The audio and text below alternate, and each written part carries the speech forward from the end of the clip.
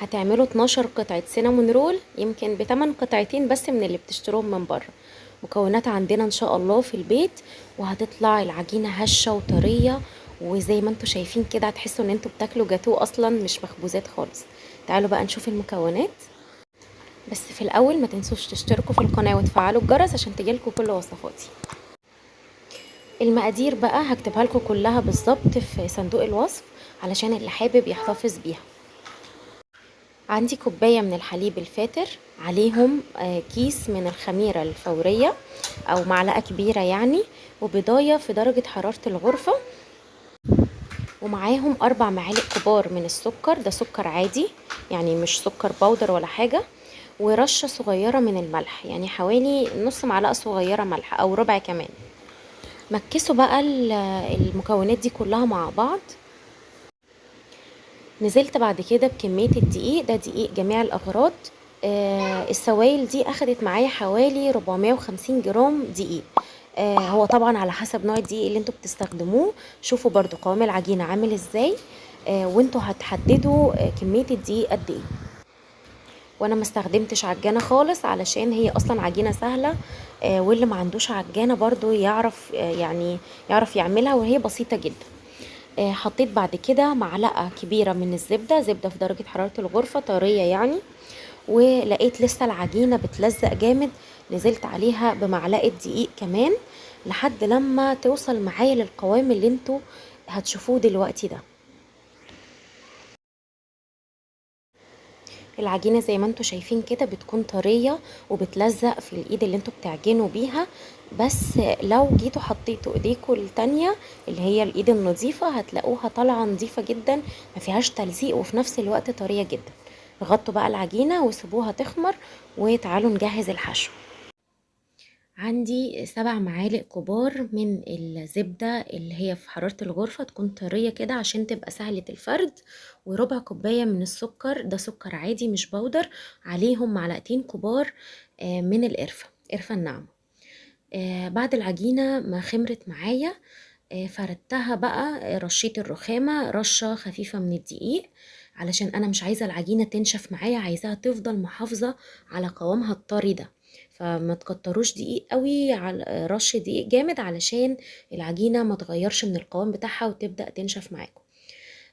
رشيت دقيق كده على الوش برضو وعلى النشابة علشان العجينة طرية جدا وما تلز... يعني هتلزق معايا جامد.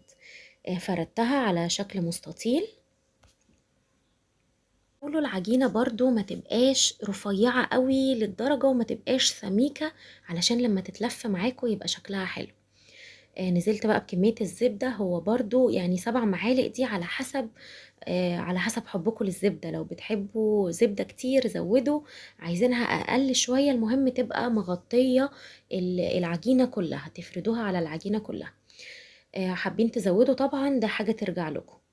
فردت بقى الزبدة كويس على العجينة، وبعد كده رشيت عليها السكر والقرفة كده بشكل عشوائي، بس وزعه كويس علشان تبقى متوزعة على كل العجينة.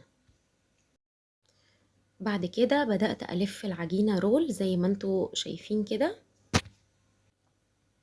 وانتوا بتلفوا ظبطوا ايديكوا كده عشان ما يطلعش جنب يبقى تخين شوية عن الجنب التاني.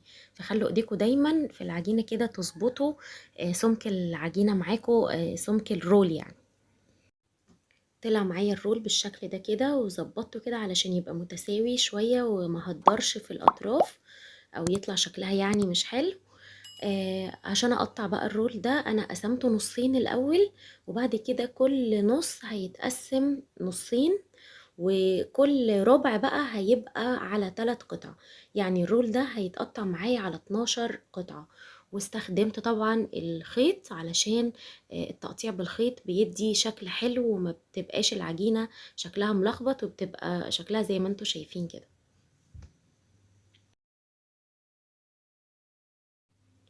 وصينية الخبز طبعا تدهنوها كويس جدا بالزبدة من تحت ومن الأطراف، علشان العجينة اللي هتلامس الجناب دي يبقى واصل لها زبدة ويطلع لونها حلو كده، وتبقى واخدة لون، ومن تحت كمان الرول السينامون يبقى واخد لون حلو. سيبوها بقى، وطبعا سيبوا مسافات بين كل واحدة والتانية علشان تخمر، تبقى مالية الصينية كده زي ما انتوا شايفين، وتدهنوها دهنة من الزبدة، بتدي لون حلو وتدي طعم وغناوة. فيعني ما تنسوش الخطوة دي لان هي حلوة قوي وبتفرق جامد. وما تنسوش تسخنوا الفرن كويس قبلها، علشان هي لازم تدخل على فرن حرارته عالية. ما بتاخدش وقت خالص، يعني 10 دقايق ربع ساعة كتيرها قوي علشان ما تنشفش معاكم. وبعد كده بقى هجهز الصوص اللي هيتحط على وش السينامون رول.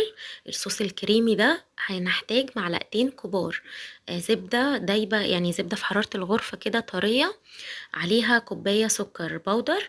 اضربوا الكلام ده كويس قوي مع بعض لحد لما القوام يبقى كريمي كده ولونهم يبقى فاتح. حطيت عليهم بعد كده مثلثين جبنة، جبنة مثلثات عادية، وكيس فانيليا، او ممكن تستخدموا فانيليا سايلة. هو اصلا بيتحط كمية جبنة كريمي اكتر من كده، بس هو ده اللي كان متوفر عندي وكانت حلوة جدا. نزلت عليهم بعد كده بمعلقتين حليب. ما تزودوش حليب قوي علشان الصوص ما يبقاش خفيف معاكوا قوي، يبقى زي المية كده، لا عايزينه يبقى كريمي كده. وخلاص الصينية طلعت معايا من الفرن زي ما انتوا شايفين، واخدة لون حلو وفي نفس الوقت هشة كده وطرية. سبتها بقى تهدى شوية حوالي 10 دقايق كده ولا ربع ساعة. ما تنزلوش بالصوص على طول علشان الصوص كله سكر، ومش عايزينه يدوب كده ويختفي، لا عايزينه يبقى واضح على القطعة. قدموها بقى لولادكم كده في اطباق ممكن عليها صوص شوكولاتة او صوص كراميل، عايزين تحطوا مكسرات، يعني اللي يريحكم. بس انتوا لو جربتوها بجد مش هتشتروها من بره تاني، هتعجب ولادكم جدا، ومكرمله كده من تحت وجميله، والعجينه طريه قوي. فاتمنى تجربوها وان شاء الله تعجبكم. ولو عجبتكم ما تنسوش تعملوا لايك وشير للوصفه، وتشتركوا في قناتي على اليوتيوب اسراء غرس الدين، وتعملوا فولو لصفحتي على الفيسبوك مطبخ اسراء غرس الدين.